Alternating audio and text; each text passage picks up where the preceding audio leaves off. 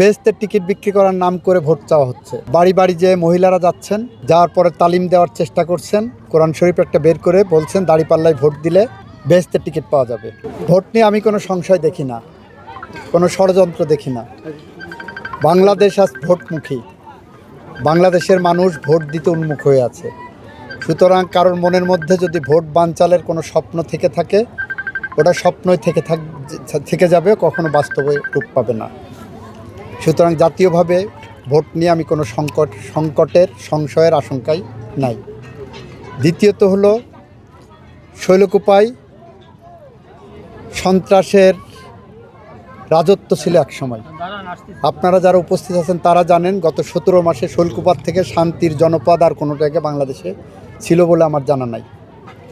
বিচ্ছিন্নভাবে দু একটি ঘটনা যদি কেউ ঘটানোর চেষ্টা করে, সেটা আমি বিশ্বাস করি আইনিভাবে মোকাবেলা করা হবে। সেখানে আমাদের নেতাকর্মীদেরকে ধৈর্য ধারণ করতে বলছি। কেউ অশান্তভাবে তার প্রতিবাদ করবে না, এটা আমাদের নির্দেশনা। তৃতীয়ত হলো, আপনারা যারা বলছেন, আপনারাও জানেন, সারা বাংলাদেশ জানে